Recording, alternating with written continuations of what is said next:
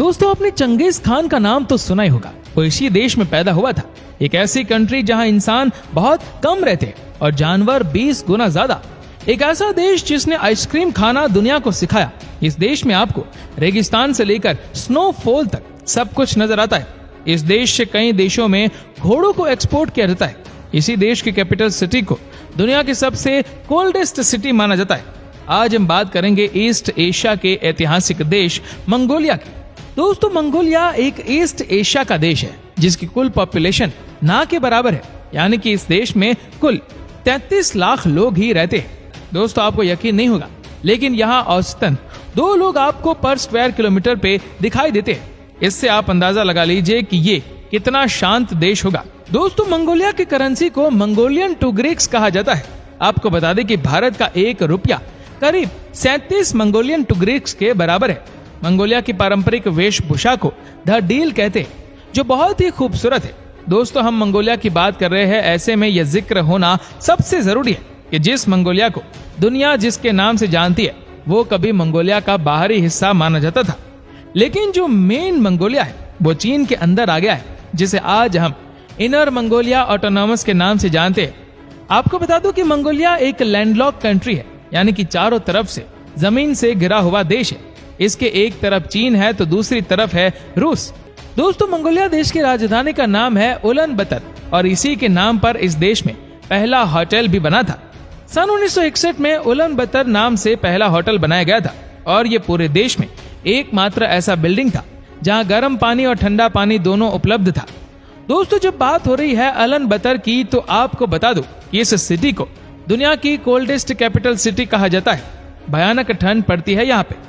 ऊंचाई वाले इलाके और साइबेरियन प्रतिचक्रवात के प्रभाव के कारण उलानबतर को विश्व में किसी भी देश की सबसे ठंडी राजधानी माना जाता है, जहां का औसत तापमान 0 से 1 डिग्री कम रहता है। दोस्तों क्या आपको पता है कि मंगोलिया देश का नाम कैसे पड़ा? दोस्तों कहा जाता है कि मंगोल का मतलब होता है ब्रेव, यानी कि बहादुर, और इसी से इस देश को मंगोलिया बना दिया गया। आपको जानकर हैरानी होगी कि इस देश में जितने भी ट्रेडिशनली मंगोलियाई लोग हैं वो आज भी 2 घर में रहते हैं। दोस्तों इसे यहाँ गैर कहा जाता है। इसका मतलब ये होता है कि आप अपने घर पे ही रहो। जो भी लोग काम की तलाश में कैपिटल सिटी जाते हैं वो सभी कम से कम 3 महीने के लिए जून, जुलाई और अगस्त में अपने गैर जरूर जाते हैं और वहीं रहते हैं। दोस्तों इस देश को बहुत सारे नामों से जाना जाता है, जिनमें से एक है the land of the blue sky.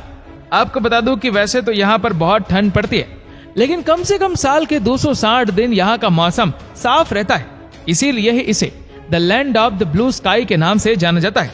वहीं बहुत सारे लोग इस देश को लैंड ऑफ द एनिमल्स के नाम से भी जानते हैं, क्योंकि इस देश में वाकई में इंसान आपको कम दिखेंगे, लेकिन यहाँ जानवरों की कोई कमी नहीं है। मंगोलिया में एक इंसान पर 13 घोड़े हैं, तो वहीं भेड़ों की बात करें तो यहाँ हर इंसान पे 35 भेड़ है।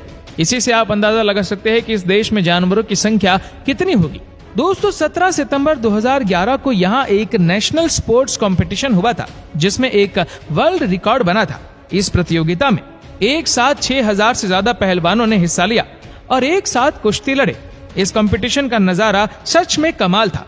दोस्तों आपको बता दूं कि 1961 में जाकर पहली बार मंगोलिया यूनाइटेड नेशंस का हिस्सा बन पाया था, लेकिन 1987 तक बहुत सारे देशों ने इसे रिकॉग्नाइज करने से इनकार कर दिया था, जिसमें से एक सुपर पावर अमेरिका भी है।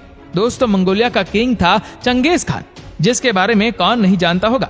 लेकिन क्या आपको पता है कि वो खुद तो अनपढ़ था, पर उसने पहली बार राइटिंग सिस्टम को इंट्रोड्यूस किया था, यानी कि मंगोलिया में लिखने पढ़ने की शुरुआत चंगेज खान ने ही करवाई थी। आपको बता दूं कि मंगोलिया का जिक्र करते समय चंगेज खान को याद न किया जाए ऐसा हो ही नहीं सकता, क्योंकि मंगोल वंश में जन्मा चंगेज खान केवल 20 वर्ष की उम्र में अपने कबीले का नेता बन गया था। 20 साल तक हुए कबीलों के अंदरूनी युद्ध के बाद तैमूजिन नामक बालक चंगेज खान के नाम से उभरा। उसने अपनी मौत से पहले मंगोल साम्राज्य को बीजिंग से लेकर कैस्पियन सागर तक फैला दिया।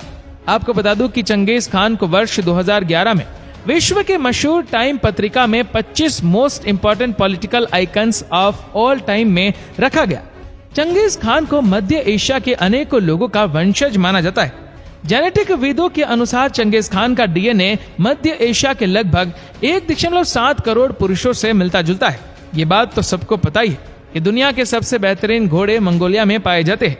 यहाँ के घोड़े सबसे फिट और भागने में सबसे तेज होते हैं। तभी तो इस देश से कई देशों में घोड़ों को एक्सपोर्ट किया जाता है।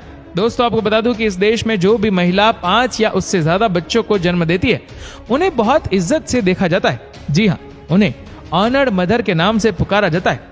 दोस्तों, इस देश को क्रेडिट दिया जाता है दुनिया में आइसक्रीम को इंट्रोड्यूस करने के लिए।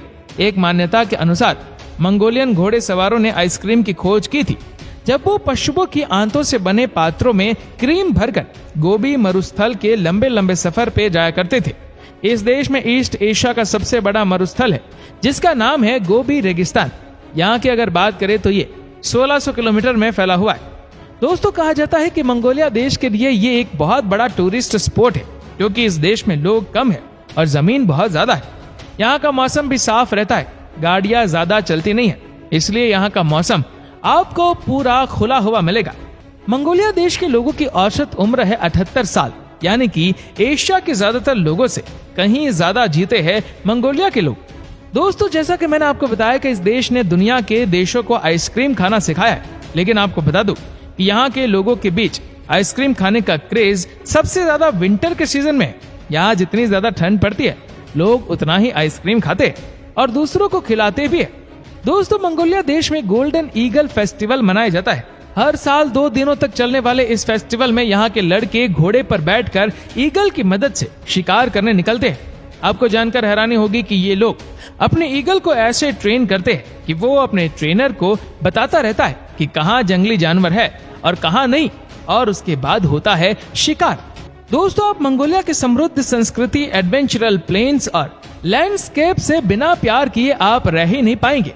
अगर आप इस देश की सैर करें तो यहाँ नादाम फेस्टिवल, हॉर्स राइडिंग, गोबी मरुस्थल में गुरु वांसे खान नेशनल पार्क और खुश्तान नेशनल पार्क जरूर एक्सप्लोर करें। मंगोलिया का सफर इसके इतिहास को जाने बिना कैसे हो सकता है।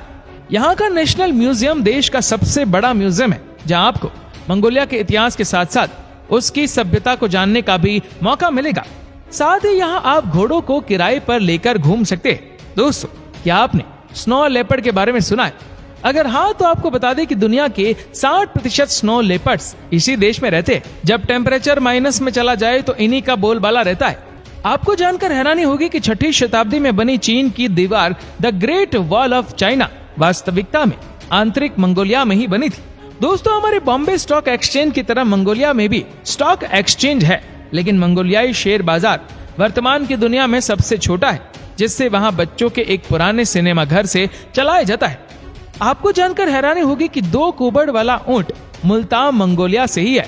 हर साल ऊंटों की इस प्रजाति को संरक्षित रखने के लिए मंगोलिया में एक उत्सव का आयोजन होता है।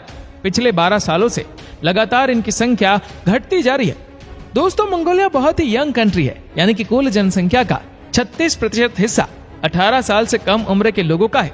आपको बता दूं कि मंगोलिया का राष्ट्रीय खेल कुश्ती है।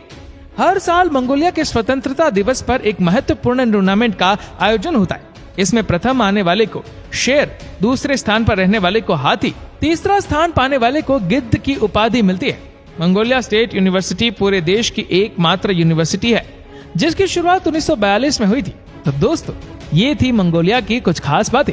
आपको ये वीडियो कैसा लगा हमें नीचे कमेंट करके जरूर बताएगा, और अगर आपको वीडियो अच्छा लगा हो तो इस वीडियो को लाइक करेगा, शेयर करेगा ज्यादा से ज्यादा लोगों तक, और ऐसी और भी रोचक जानकारियों के लिए सब्सक्राइब करें हमारे यूट्यूब चैनल को और फेसबुक पर फॉलो करें हमारे पेज को। धन्यवाद।